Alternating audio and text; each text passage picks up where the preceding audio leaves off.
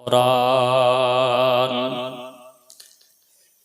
قل إن كنتم تحبون الله فاتبعوني يحببكم الله القرآن قل آتوا الله وآتوا الرسول القرآن لا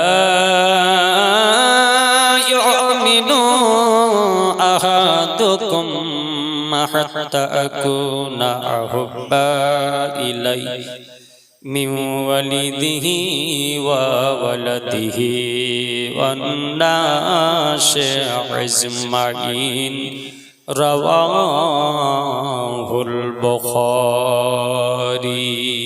الحديث صدق الله العظيم وصدق بلغنا رسوله الأمين المعين المبين المتين الكريم ونحن على ذلك لمن الشاهدين والشاكرين أن الحمد لله رب العالمين مكان محمد أبا عهد من رجالكم ولكن رسول الله وخاتم النبي وكان الله بكل شيء عليما إن الله وملائكته يصلون على النبي يا أيها الذين آمنوا صلوا عليه وسلموا تسليما محبت اللهم صل على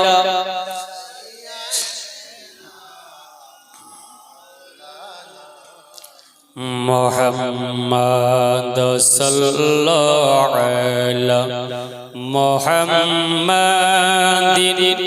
صلى على محمد ہر دم زبان پاک نام محمد ہر دم زبان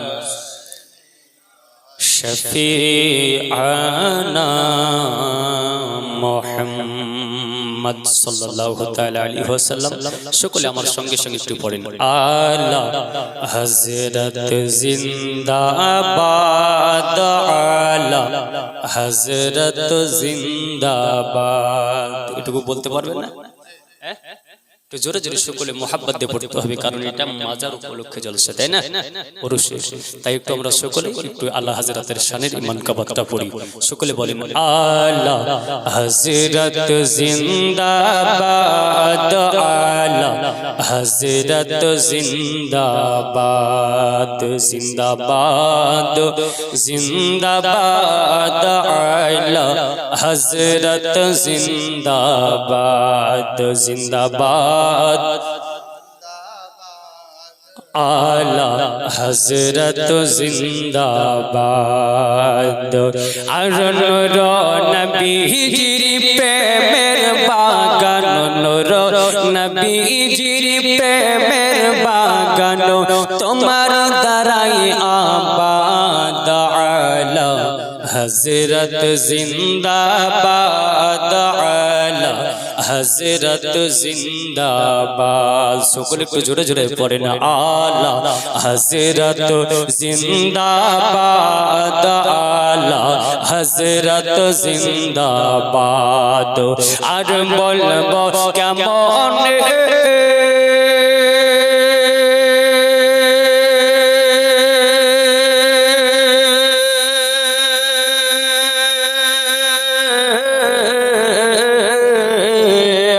আর বলবো কেমন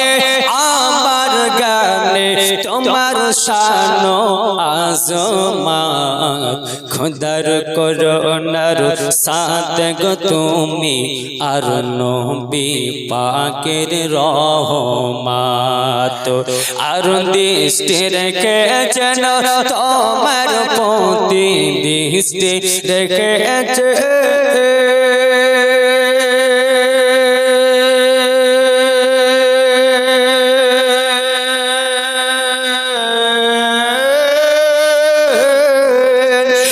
দৃষ্টি রেখেছেন তোমার প্রতি শাহে বাগদাদ আলা হযরত জিন্দাবাদ আলা হযরত জিন্দাবাদ জোরে আলা হযরত জিন্দাবাদ আলা হযরত জিন্দাবাদ হজ করিতে মায়ের সাথে গেলেন মক্কা ভূমি জোরে বলেন সুবহানাল্লাহ আলা হযরত যখন বেরাদার 6 থেকে 8 বছর বয়স মায়ের সঙ্গে মক্কা মুআজ্জামা হজ করতে যাচ্ছেন চলো জাহাজে করে এখন তো বাপ মুসলমান হজ করতে মানুষ যায় প্লেনে করে আমার আলা হযরত মায়ের সঙ্গে হজ করতে যাচ্ছেন পানি জাহাজে করে মুসলমান এরই জন্য শের বলে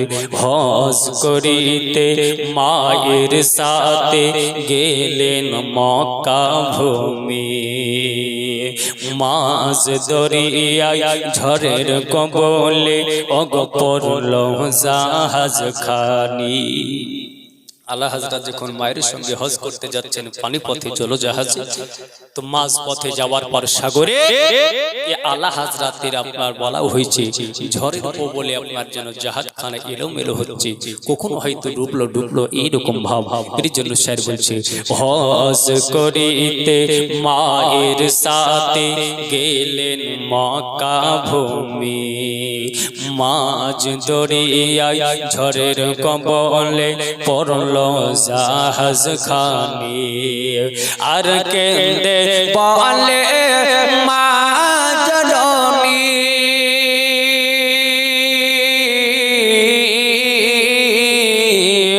কেঁদে বলে মা জননী কে বাঁচাবে আজ আলো হযরত জিন্দাবাদ আলা হযরত জিন্দাবাদ জিন্দাবাদ জিন্দাবাদ আলা হযরত জিন্দাবাদ এ দৃশ্য দেখে জাহাজের ক্যাপ্টেন হলো দিশে হারা ঘোষণা করে বললেন গো আছো হাসি গঞ্জারা কাফনের কাপড় নাও গো পরে হাসি গহনেরা আরে আলা হযরত বলে ডোবে না জাহাজ আলা হযরত বলেন ডোবে না জাহাজ কর নবীকে ইয়াদ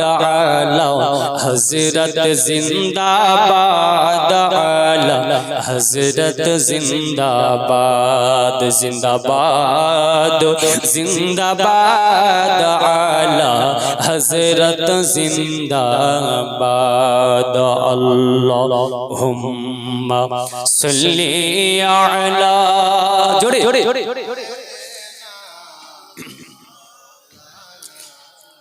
মুহাম্মাদ ওয়ালা আলি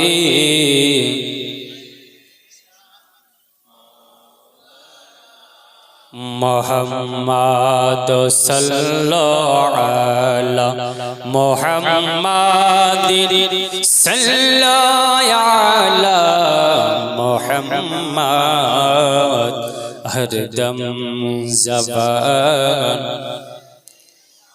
পাক নামে মুহাম্মাদ হরদম জবান শফিআনা মুহাম্মদ সাল্লাল্লাহু তাআলা আলাইহি ওয়াসাল্লাম।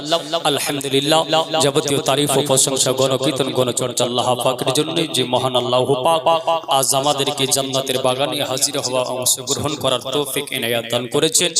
আল্লাহ পাক রব্বুল আলামিনের শুকরিয়া আদায় করি। সকলে আমরা উচ্চ আওয়াজে ভক্তি ভরে পাঠ করি আলহামদুলিল্লাহ। আর একটু জোরে হবেন আলহামদুলিল্লাহ।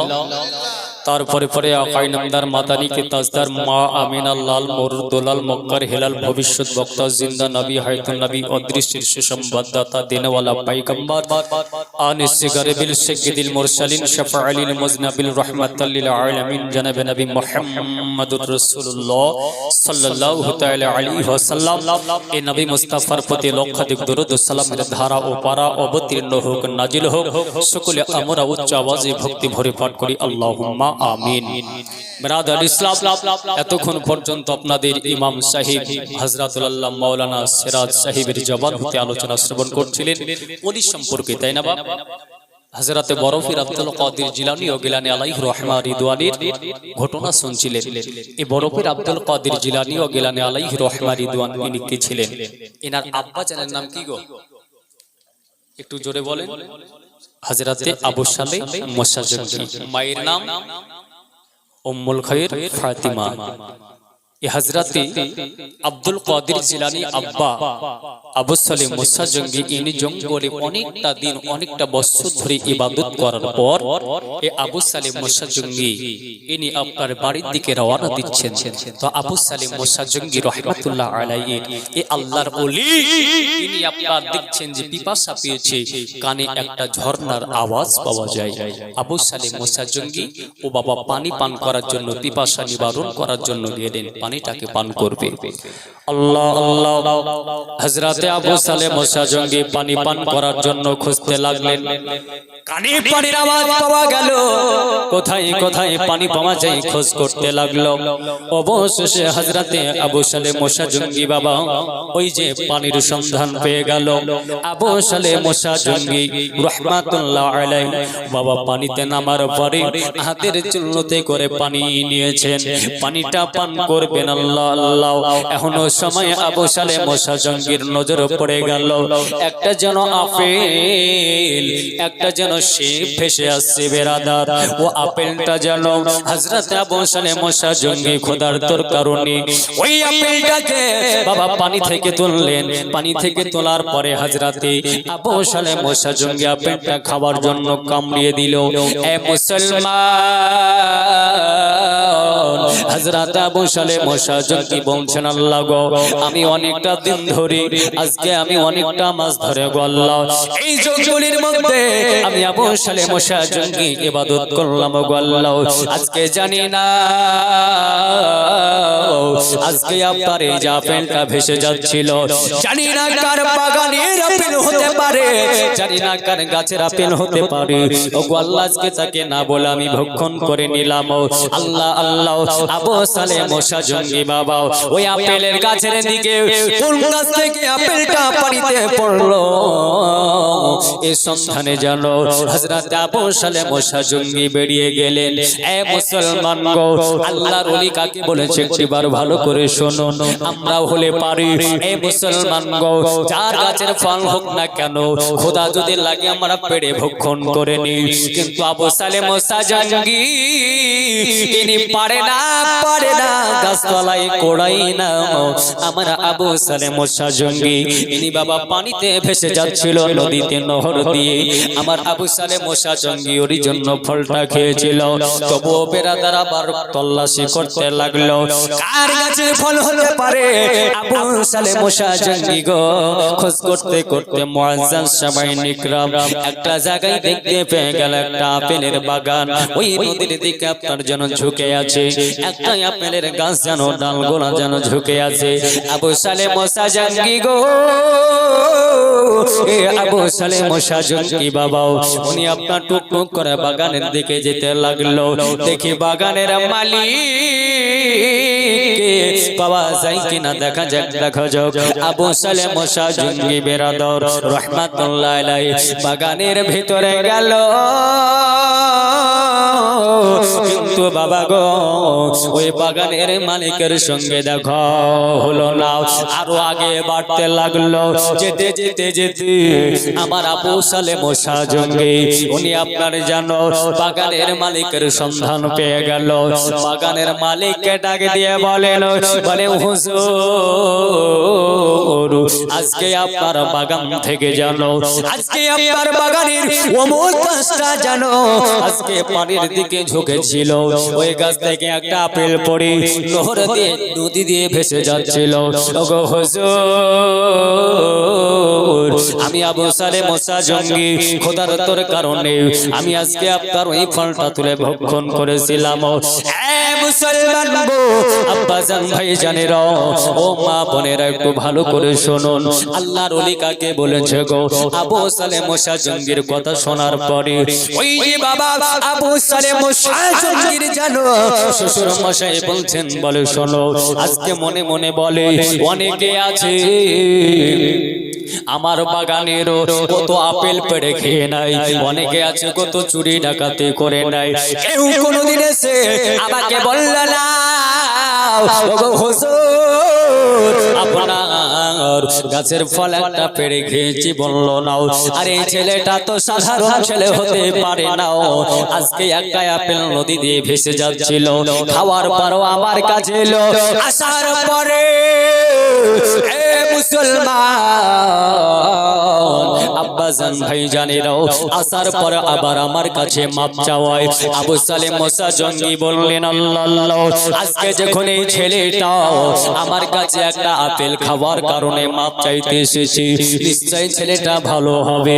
বলল বাবা গো আমি তোমাকে মাপ দিতে পারি, আমার বাড়িতে বাগানে তোমাকে কাজকর্ম করতে হবে। হ্যাঁ বেরাদার হযরতে আবু সালেহ মুসা জঙ্গি বললেন, হুজুর আপনার বাগানে কাজ করলে কি আপনি মাফ করবেন? বলে হ্যাঁ মাফ করব। এ মুসলমান আব্দুল আবু সালেহ মুসা জঙ্গি ইনি আপনার যেন কাজ করতে লাগলেন, কাজ করতে করতে হযরত আবু সালেহ মুসা জঙ্গির যখন মাত্র 1 থেকে 2টা মাস সময় বাকি আছে গো, আবু সালেহ মুসা জঙ্গি গো আর আপনার যেন ভালোভাবে কাজ করি, 1 দিন 2 দিন 3 দিন কেটে যায়, আস্তে আস্তে বাবা গো যখন হযরতে আবু সালেহ মুসা জঙ্গি রাহমাতুল্লাহ আলাইহি এবার যেন বাবা কাজ শেষ হবে, আর মাত্র কয়েকটা দিন বাকি আছে। আবু সালেহ মুসা জঙ্গি বাগানের মালিককে বলছে, গো হুজুর আপনার দরবারে এতদিন ধরে আমি কাজকর্ম করলাম, হুজুর গো আজকে আপনি জানো আমার তো আর কয়দিন আছে, তাহলে বাড়ি চলে যাব, হুজুর আপনি কি আমাকে মাফ করেছেন বলুন?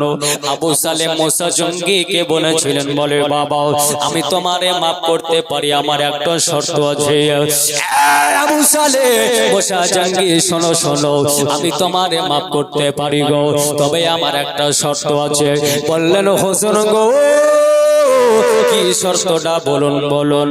বলে আমার একটা বেটি আছে, ও বেটিটা পায়ে চলতে পারে না, আমার একটা বেটি আছে বেটিটা চোখে দেখতে পাই না, আমার একটা বেটি আছে কানে শুনতে পাই না, আমার একটা বেটি আছে মাথায় চুল নাই, আমার একটা বেটি আছে কালো কুৎসিত চেহারা, এই মেয়েকে তোমাকে বিবাহ করতে হবে।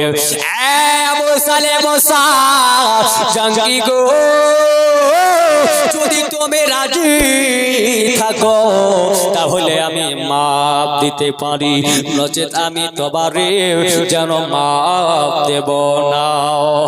আবু সালেহ মুসা জঙ্গি গো বললেন, বলে বাবা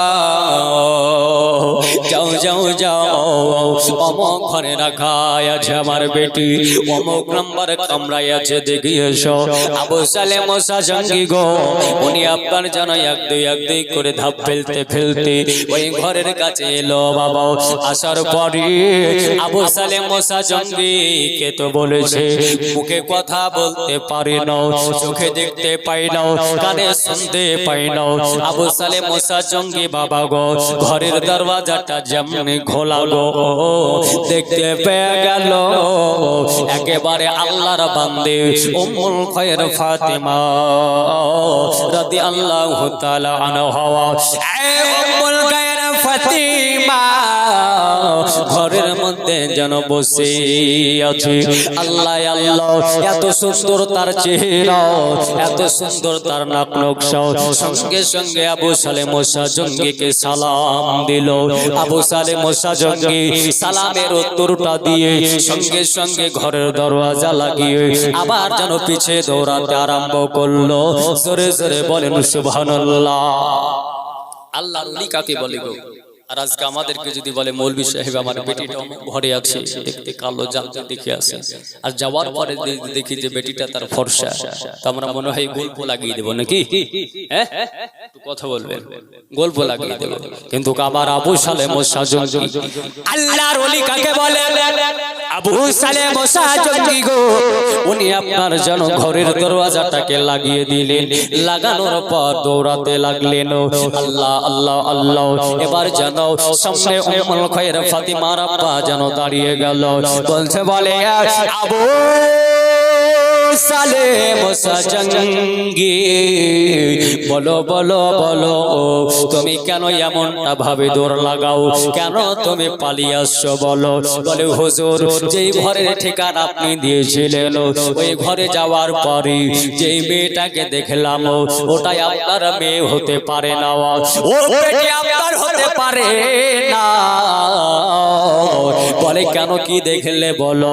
বলে হুজুর আপনি বলেছিলেন আপনার বেটি কালো কুৎসিত, আপনি বলেছিলেন আপনার বেটির দুই পা অক্ষম চলতে পারে না, আপনি বলেছিলেন আপনার বেটি চোখে দেখতে পাই না, আপনি বলেছিলেন আপনার বেটি জবানে বলতে পারে না, আপনি বলেছিলেন আপনার বেটি কানে শুনতে পাই না, মাথায় চুল নাই। ওগো হুজুর আমি যে ঘরে গেলাম একেবারে জান্নাতি হুর বসে আছে। জোরে বলেন সুবহানাল্লাহ। একেবারে জান্নাতি হুর বসে আছে হুজুর, এরই জন্য আমি পালিয়ে যাওয়াই। আবু সালে মুসা জঙ্গি গো, এ আবু সালে মুসা জঙ্গিকে আপনার জন্য বলা হয়েছিল আবু সালে মুসা জঙ্গি গো আজকে শোনো শোনো শোনো, আজকে তোমাকে আমি এরই জন্য বলেছিলাম আমার বেটি পায়ে অক্ষম চলতে ফিরতে পারে না। আবু সালে মুসা জঙ্গি আমার বেটি ওই ঘর ছাড়া বাইরে আজ পর্যন্ত বেরোয় না। এ আবু সালে মুসা জঙ্গি আমি এর জন্য বলেছি আমার বেটি কানে শুনতে পাই না, আমার বেটি কোনোদিন কারো পর পুরুষের আওয়াজ শুনে না। আবু সালে মুসা জঙ্গি গো আমি এর জন্য বলেছিলাম আমার বেটি যেন আপনার কথা বলতে পারে না। আমার বেটি উম্মুল খায়র ফাতিমা আমি এবং তার মা ছাড়া কারোর সঙ্গে জিন্দেগিতে কথা বলেনি, কেউ তার চেহারা দেখেনি গো। আজকে আপনারও কেউ তার মাথার চুল দেখে না, এর জন্য আমি বলেছিলাম।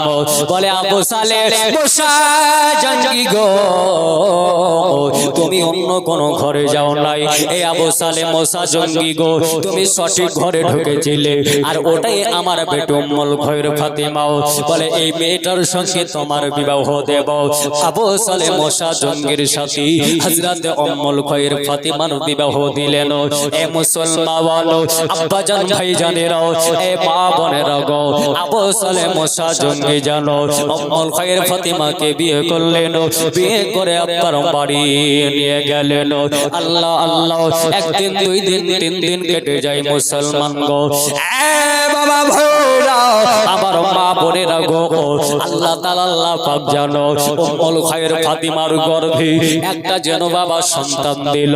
ওই সন্তানটার নাম হলো আব্দুল কাদের জিলানী।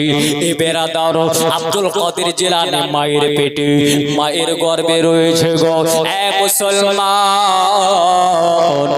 আল্লাহ আল্লাহ একদিন বেড়া দেওয়ার আবু সালে মোসা জঙ্গি জানো মার থেকে কাজ করব করে বাড়িতে আসার পরে বিবিকে বললেন, বলে বিবি, বিবি গো বিবি, খাবার তো আমি খাবো, তবে বিবি শোনো, আজকে আমাদের বাড়ির আঙিনাতে উঠানে একটা জানো লেবুর গাছ আছে, বিবি যাও রে যাও, আজকে একটা লেবু পেড়ে আনো।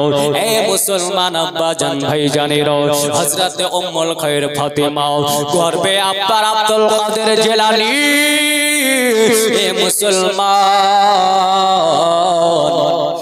আব্বা জান ভাই জানের গো গর্বে আব্বার আব্দুল কাদের জিলানী, আবু সালে মোসা জঙ্গির বিবি হযরত উম্মুল খায়র ফাতিমা গো, যখন বাবা যে ডালটাই লেবু পাড়তে যাবে, আল্লাহ আল্লাহ উপরের ডালে জানো একটা বিরাট বড় একেবারে আশা খরিস সাপ যেন ফানা তুলে বসে আছে, যেমনি উম্মুল খায়র ফাতিমা হাতটা বাড়াবে, সঙ্গে সঙ্গে ওই সাপে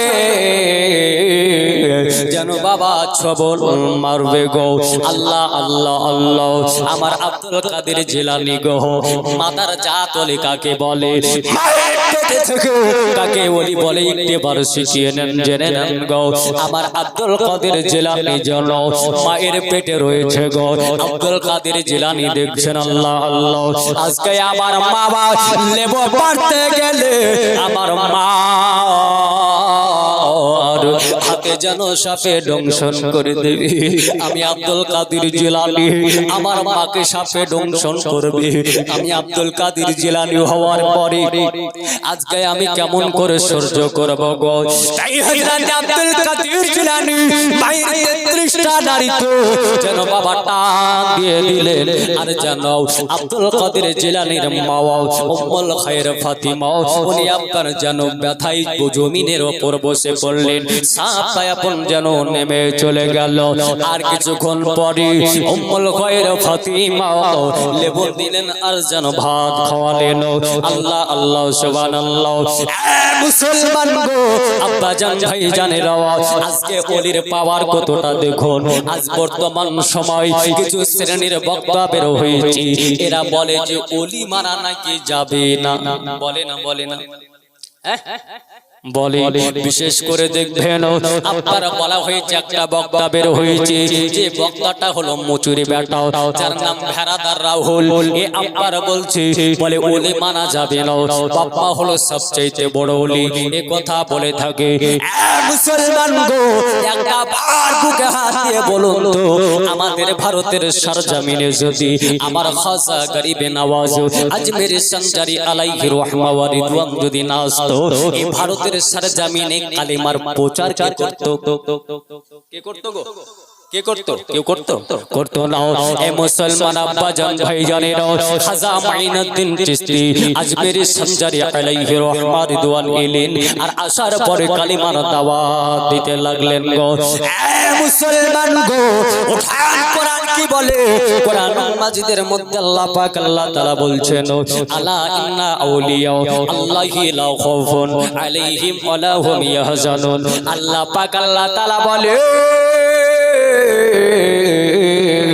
যারা প্রকৃত আল্লাহ ওয়ালা হয়ে যায়, আল্লাহর ওলি হয়ে যায়, তিনাদের না আছে এ জগতে কোনো ভয়, না আছে পর জগতের কোনো চিন্তা। জোরে বলতে হবে সুবহানাল্লাহ। কোন ভয় আছে গো তাদের? নাই নাই নয়। আল্লাহ পাক আল্লাহ তাআলা পবিত্র কোরআন মাজিদ পারা নাম্বার 2 আল্লাহ তাআলা আল্লাহ পাক বলছেন, ওয়া তুইজ্জু মান তাশা ওয়া তুযিল্লু মান তাশা। ইজ্জতের মালিক হলেন আমার আল্লাহ, জিল্লাতের মালিক হলেন আমার আল্লাহ। আমার আল্লাহ যদি চাওয়ান ফকিরকে বাদশা বানিয়ে দিতে পারেন, পারেন না পারেন না? কথা বলেন জোরে। আমার আল্লাহ যদি চান ফকিরকে বাদশা বানিয়ে দিতে পারে, আবার বাদশাকে ফকির বানিয়ে দিতে পারি।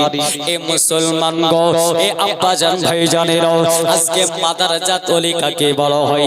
আজকে ওলি কার নাম একবার শুনে নেন গো আব্বা জান মুসলমান। আবার একদিন জানো দেখবেন আমাদের বাড়িতে মানুষ আপনার ভিখারিরাও যখন ভিক্ষা করতে আসে গো, পুরুষ আছে মহিলাও আছে, আসে না আসে না? কথা বলেন কেন গো?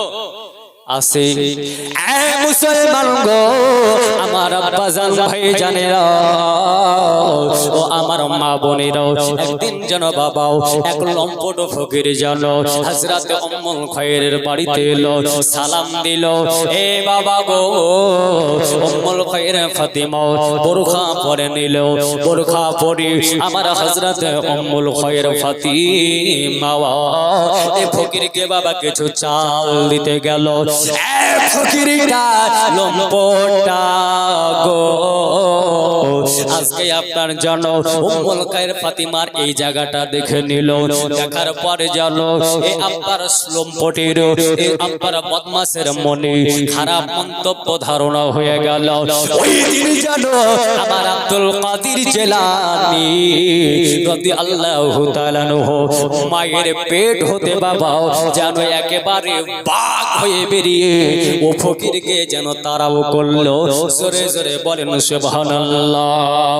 হাসিতার যাওয়া হলো না, পথে আগুন দেখে ঘটনা, সাথীরা সব চলে গেল, আব্দুল কাদের জিলানীর হজ যাওয়া হলো না।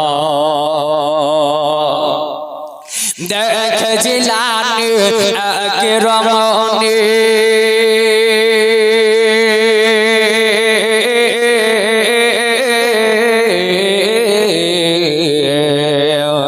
মরা গাধার কষ্ট কেটে ব্যাগেতে ভরে আব্দুল কাদের জিলানী ওই নারীকে বলে, অঙ্গনারী শোন না, মরা গাধার কষ্ট খাওয়া হারাম, তা তুমি কি জানো না?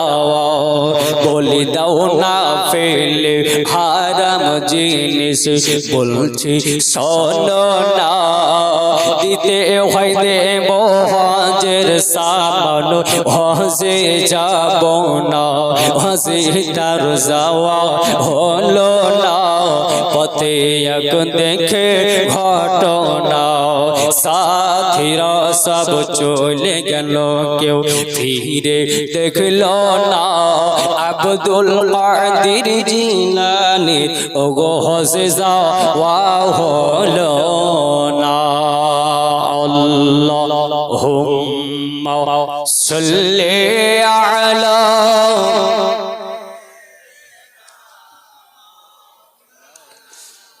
মুহাম্মাদ ওয়া আলা আলি মাওলানা মুহাম্মাদ সাল্লাল্লাহু আলা মুহাম্মাদিন সাল্লাল্লাহু আলা মুহাম্মাদ হরদম জাবান সে নিকালো পাক নামে মুহাম্মাদ হরদম জাবান से निकालो शफीआना मोहम्मद सल्लल्लाहु ताला अलैहि वसल्लम। আব্বা জান ভাই জানেরাও, এ মুসলমান নওজওয়ানেরা গো, আসুন আপনাদেরকে একটা বারাবি একেবারে জীবনের দিকে এগিয়ে নিয়ে যাই গো। আল্লাহর নবী সাল্লাল্লাহু তাআলা আলাইহি ওয়াসাল্লাম নবী আমার বললেন শোনো, কারণ আল্লাহ পাক রব্বুল আলামিন পবিত্র কোরআনুল মাজিদ পারা নাম্বার 3 সূরার নাম সূরা আল ইমরান আয়াত নম্বর 30 এর মধ্যে আল্লাহ পাক রব্বুল আলামিন বলেন, কুল ইন কুনতুম তুহিব্বুনাল্লাহ ফাত্তাবিউনি ইউহিব্বুকুমুল্লাহ। আল্লাহ বলে হে নবী গো, আপনি জগৎবাসীকে জানিয়ে দিন, তারা যদি আমি আল্লাহকে পেতে চায় নবী গো, তারা যেন আপনার অনুসরণ করে আপনাকে মহব্বত করে ভালোবাসে। আবার নবী বলে, হে বিশ্বের মানুষেরা শোনো, যদি তোমরা আমি নবীকে পেতে চাও তো ওলির হাতে হাত দিয়ে বায়াত গ্রহণ করো।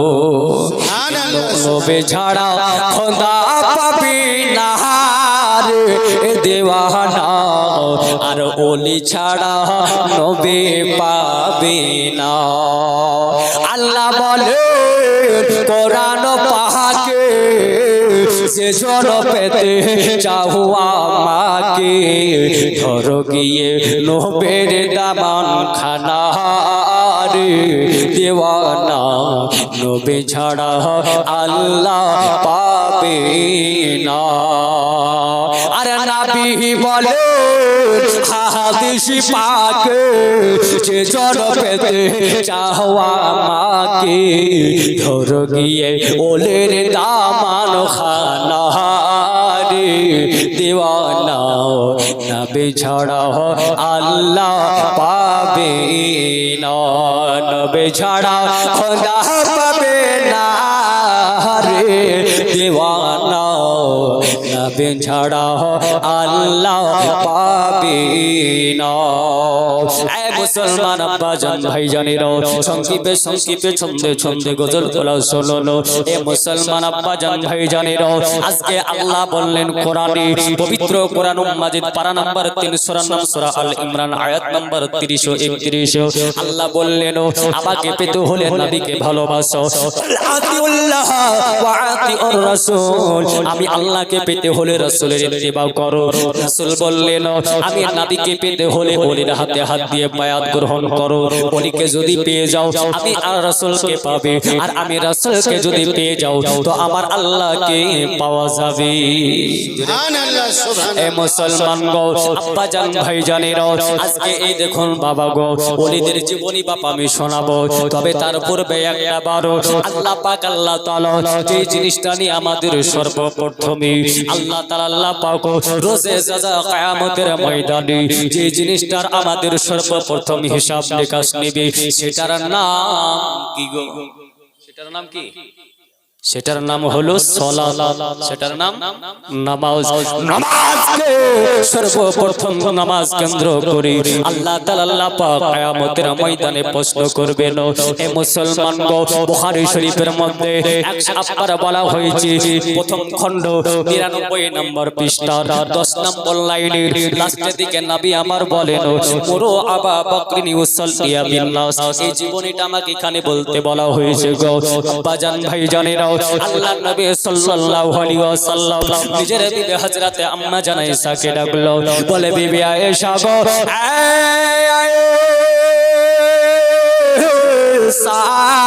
যাও রে যাও, আজকে তোমার আব্বা আবু বকর সিদ্দিককে আগে দিও, আজকে আসরের নামাজটা পড়তে বলো।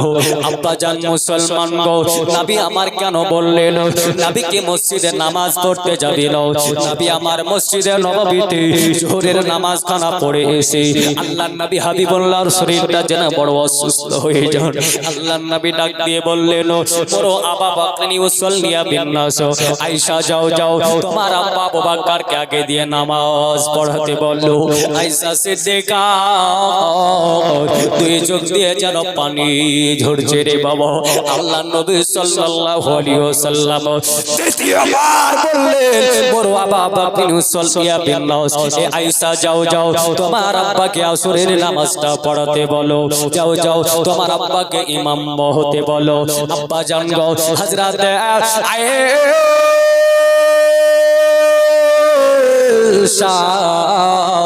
কামতে আরম্ভ করলেন, হুজুর এত বড় দায়িত্বটা আমার আব্বার উপর দেবেন না, কারণ আমার আব্বা জওয়ান একা এত বড় দায়িত্ব নিতে পারে না। আমার আব্বা জান আবু বকর সিদ্দিক যেন কোরআন পড়তে পড়তে মাঝে মাঝে বেহুশ হয়ে যাবি রে যেন পড়ে যায়। ওগো হুজুর এত বড় দায়িত্বটা আমার আব্বার উপর দেবেন না। নবী আমার 3 বার বললেন। আম্মা জান আয়েশা সিদ্দিকা চলে গেলেন বাবা ও মসজিদে নববীতে আপনার জন্য চলে গেলেন। মসজিদে নববীতে যাওয়ার পরে এই বাবা হৃদয় ফাটা জীবনী গো আল্লাহর নবী সাল্লাল্লাহু আলাইহি ওয়াসাল্লামের সাহাবাগণ কি আম্মা জান আয়েশা সিদ্দিকা জানালার দিক দিয়ে মুখটা বেরে বলছেন, বলে ও আমার নবী পাকের সাহাবারানি তোমরা আমার আব্বাকে আগে দিও, আজকে তোমরা আসরের নামাজটা পড়ে নাও। তোমরা আবার আব্বা আবু বকর সিদ্দিক আগে দিয়ে আসরের নামাজটা পড়ে নাও। সঙ্গে সঙ্গে জানো একজন সাহাবী রাসূল দাঁড়িয়ে গেলেন, বলে ওগো আম্মা জানাই সিদ্দিক, আমার নবীকে তাহলে মসজিদে আসবেন, আমার নবীকে মাগরিবের সময় মসজিদে আসবেন না গো। ও যেমনি বাবা বলা হলো, আম্মা জানাই সিদ্দিকার দুই চোখ দিয়া পানি ঝরতে লাগলো। বলে নবীর সাহাবারা রে, আমি আয়েশার মন জানে কেমন বলছি, আমার নবী মনে হয় আর মসজিদে নববীতে আসবেন না, আমার নবী হয়তো আর মসজিদে আসবেন না। আল্লাহ আল্লাহ সুবহানাল্লাহ গো। এই দেখেন তারা জানো হযরত আবু বকরকে আগে দিয়ে নামাজ পড়ে নিল। এ মুসলমান গো, আমার আব্বা জান ভাই জানেরা গো, আমার নবীজি পয়গম্বর আজম জানো বাড়িতে আরাম করছিলেন। আম্মা জান আয়েশা সিদ্দিকা যাওয়ার পরে জিজ্ঞাসা করলেন, এ বেবি বলো বলো, তারা কি তোমার আব্বারে আগে দিয়ে নামাজ পড়ছে? বলে হ্যাঁ হুজুর, তারাই আমার আব্বারে আগে দিয়াও তারা নামাজের নিয়াত করে দাঁড়িয়ে গেল।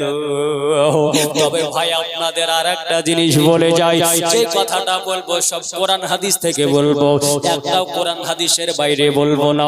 কোরআন হাদিস সেই দিকে সুন্নি হানাফি মুসলমান, একটু জোরে বলতে হবে, কোরআন হাদিস যেই দিকে আমরা আছি সেই দিকে আপনারা নন নাকি? এই কিছুদিন পর ভোট আসছে, ভোটের সময় যদি বলে যে আসতে বলবে, আসতে বল, মরে যাই যাব, ভোট করব নাকি? আর এই যে জায়গায় ও জায়গায় যদি তাকবীর দিতে গিয়ে ওদের যে স্লোগান দিতে গিয়ে যদি মারা যান, তো আল্লাহ রাসূল বলছে ওদের হিসাব হবে না, বিনা হিসাবে ফিন্নার, সুবহানাল্লাহ সুবহানাল্লাহ, জাহান্নামে দেওয়া হবে। আর এই জায়গায় বসে যদি কেউ আল্লাহু আকবার সুবহানাল্লাহ বলতে গিয়ে মারা যায়, তা আমার রাসূল বলছে কি বিনা হিসাবে জান্নাত দান করা হবে। বলেন বুখারী শরীফের মধ্যে আল্লাহ নবী বলেন হালকা জিকর রিয়াজুল জান্নাহ, নবী বলেন যে জায়গায় কোরআন ও হাদিসের আলোচনা করা হয় ওটা জান্নাতের বাগান হয়ে যায়। জোরে বলেন সুবহানাল্লাহ। জান্নাতের বাগান একটু জোরে বলতে অসুবিধা হয় বা যদি অসুবিধা হয় আমি আর বলবো না, অসুবিধা হচ্ছে একটু জোরে বলতে হবে। মুআজ্জাজ গাও এ আব্বাজান ভাইজানেরাও, আল্লাহর নবী সাল্লাল্লাহু আলাইহি ওয়াসাল্লাম নিজের বিবি আম্মা জান আয়েশাকে বললেন, বিবি আয়েশা শোনো শোনো শোনো, আজকে কি তারা নামাজ পড়ছে গো? বলে হুজুর, তারা আজকে যেন বাবা নামাজে নিয়াত করে দাঁড়িয়ে গেল। এ মুসলমান, আজকে তারা নামাজ পড়ছে গো। তবে বাপ আপনাদের একটা পয়েন্ট দিয়ে যায়, আজকে যে নামাজ আমরাও পড়ি, তবে নামাজ পড়ার যে সময় দেখবেন আমরা তো নিয়াত করি না কি গো? করি। কিছু দেখবেন এক শ্রেণীর কাঠ মোল্লা বের হয়েছে, হাত ঝাড়ুয়া, একে 3 নাম্বার বলে। কয় নাম্বার গো? 3 নাম্বার। মালদা ডিস্ট্রিক্টে যাবেন তো 3 নাম্বার বলবে। কে বলবে হাত ঝাড়ুয়া, কে বলবে লামাজাবি, যার নাম আমি বাংলায় বলছি ফারাজি। এই যে বাবা ফারাজিরা, এরা বাড়িতে একটা বলে যে নামাজ পড়ার জন্য বাড়ি থেকে মসজিদে এলাম, আবার নিয়াত কেন করব? কি গো বলে না? আচ্ছা বলেন তো, হাদিসের আমি ব্যাখ্যা পরে দিচ্ছি, আগে সাধারণ নলেজের একটা জ্ঞান আপনাদের মাথায় দিতে চাই, নিবেন তো নাকি? যে নিবেন একটু জোরে বলেন তো ইয়া রাসূলুল্লাহ, হাত উঁচু করে বলেন তো ইয়া রাসূলুল্লাহ। এই আব্বা যে মুসলমান গো, ওরা বলে যে বাড়ি থেকে মসজিদে নামাজ পড়বো, নিয়াত করে এলাম। আচ্ছা বলেন তো, এই পাউলি গ্রামের কোন ছেলে আজকে আপনার ওই পাড়ার কোন মেয়ের সঙ্গে বিয়ে হয়েছে না হয়নি? হয়েছে, বা ওই পাড়ার ছেলে এই পাড়ার মেয়ে বিয়ে হয়েছে। আচ্ছা বলো, এই পাড়ার ছেলেটা কি জানো না ওই পাড়ার অমুকের বেটি, তার নাম অমুক, দেখতে অমুকের সঙ্গে আমার বিবাহ। ওই পাড়ার মেয়েটাও তো জানে না? জানে। বাড়ি থেকে নিয়াত করে গেল বিবাহ করব বলে, আবার ওই জায়গায় যাওয়ার পরে কাজীটা কি কবুল কেন বলতে হয়? হাত ধরে বলবি চল বিয়ে হয়ে গিয়েছে। কি গো কিন্তু ওই জায়গায় যাওয়ার পরে বলছে যে কবুল বলাতে হবে, না হলে বিয়ে কেমন হবে? আসুন বেরাদাওয়ার, এই নিয়াতের কথা আল্লাহর নবী হাদিসে কি বলেছেন? ওঠান বুখারী শরীফ, বুখারী শরীফের মধ্যে প্রথম পৃষ্ঠা, প্রথম নাম্বার হাদিসে আল্লাহর নবী সাল্লাল্লাহু আলাইহি ওয়াসাল্লাম বলেন, ইন্নামা আমালু বিন্নিয়াত। এটা কোরআনের আয়াত বাবা। আল্লাহর নবী বললেন, শোনো শোনো, প্রত্যেকটা মানুষের খারাপ অথবা ভালো কাজের উপরে একটা উদ্দেশ্য নিয়াত আছে। আছে না নাই? আছে না? আছে। এ মুসলমান, এখানে শুধু বুঝলাম নিয়াত করতে হবে, অন্তরে নিয়াত করব না জবানে করব, এটা তো ক্লিয়ার হলো না? হলো গো? এখানে শুধু এটা হলো যে নিয়াত করা আছে নাকি? নিয়াত করা আছে, কিন্তু অন্তরে করব না জবানে করব, এটাও হলো না। ওঠান বুখারী শরীফ, বুখারী শরীফের মধ্যে আল্লাহর নবী মুস্তাফা বলেছেন, ইকরার বিল লিসান তাসদিক বিল কলব আমালু বি আরকান। আল্লাহর নবী বলছেন, ইকরার বিল লিসান, লিসানের বাংলা হলো জবান, তাসদিক বিল কলব, কলবের অর্থ হলো কলব। আল্লাহর নবী বলছেন, তোমরা জবানেও প্রকাশ করো, কালবের মধ্যেও তোমরা বলো, আমালু বি আরকান, এই হাদিসের উপর তোমরা আমল করো। জোরে বলতে হবে সুবহানাল্লাহ। মুসলমান, আজকে এই হাদিসটা আমাদের এটা শিক্ষা দিল, আমাদের অন্তর নিয়াত করতে, জোরে বলতে হবে, অন্তর নিয়াত করতে হবে, জবানে প্রকাশ করতে হবে। তাহলে বেরাদার, এবার যারা বলে যে বাড়ি থেকে নিয়াত করে এলাম, আচ্ছা এবার বলেন ইয়ারা সঠিক না নবীর হাদিস সঠিক? নবীর হাদিস সঠিক। একটু জোরে বলতে হবে, নবীর হাদিস সঠিক। বেরাদার, কেউ বান্দি, কেউ ফরাজি, কেউ তাবলীগী, এটা আমরা বুঝি না।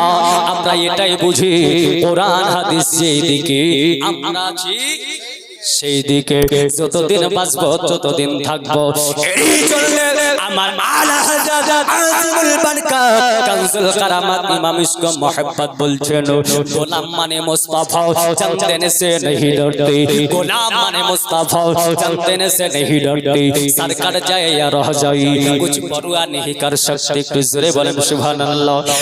আলা হযরত বলে, যারা নবী পাকের গোলাম হবে, যারা নবী পাকের দেওয়ানাও হবে, তারা হক কথা বলার জন্য যদি তাদের ঘর থেকে মাথা আলাদা করতে হয়, তবুও আহলে সুন্নাত ওয়াল জামাত হানাফি মাযহাবের মানুষ দিতে রাজি আছে নাকি গো? দিতে রাজি আছে। একটু আমার সঙ্গে সঙ্গে একটু সুরে সুরে একটু পড়ে না, আমরা সুন্নি মুসলমান, আমরা মুসলমান, একটু হাত উঁচু করে বলে না, আমরা সুন্নি মুসলমান, আমরা সুন্নি মুসলমান। প্রয়োজন হলে নবীর প্রেমে, প্রয়োজন হলে নবীর প্রেমে দিব নিজের জান, আমরা সুন্নি মুসলমান, আমরা সুন্নি মুসলমান। আমাদের সরতাজ আলা হযরত আর মুস্তাফা রিজা খান, আমাদের সরতাজ আলা হযরত আর মুস্তাফা রিজা খান। আর মাথায় মধ্যে হাত রেখেছেন, মাথায় মধ্যে হাত রেখেছেন হুজুর জামালের জাহান। আমরা সুন্নি মুসলমান, আমরা সুন্নি মুসলমান, আমরা সুন্নি মুসলমান, আমরা সুন্নি মুসলমান। তাহলে মুসলমান হাদিসে পেলাম, কোরআনেও পেলাম, নিয়াত করাও জবানেও করতে হবে, কলবেও করতে হবে। এবার কোন কাটমোল্লা আসার পরে যদি বলে আজকে নিয়াত শুধু অন্তরে করতে হবে, তার কথা মানবেন না হাদিসের? কোনটা গো? কেউ যদি বলে যে শুধু অন্তরে নিয়াত করতে হবে, মুখে করতে হবে না, এর কথা মানা যাবে? একটু জোরে বলেন, মানা যাবে? একটু জোরে বলতে হবে, মানা যাবে না। ওকে মসজিদের ইমাম বানানো যাবে? যাবে না ওর পেছে একটা দিয়ে বেহাজাল ইমাম বলা যাবে যাবে না ওকে দিয়ে বিয়ে পড়ানো যাবে মুসলমান কথাই তার সঙ্গে আপনার শরীয়তি কোন কাজ করা শরীয়ত সম্বন্ধে না জাইজ খারাপ লেখা রয়েছে তার সঙ্গে শরীয়তি কোন কাজ করা যাবে না মুসলমান আমরা নবী পাকের গোলাম কোরআন হাদিস যেটা বলবে ওটাই মানবো কোন লাট সাহেবের কথা মানবো না মুসলমান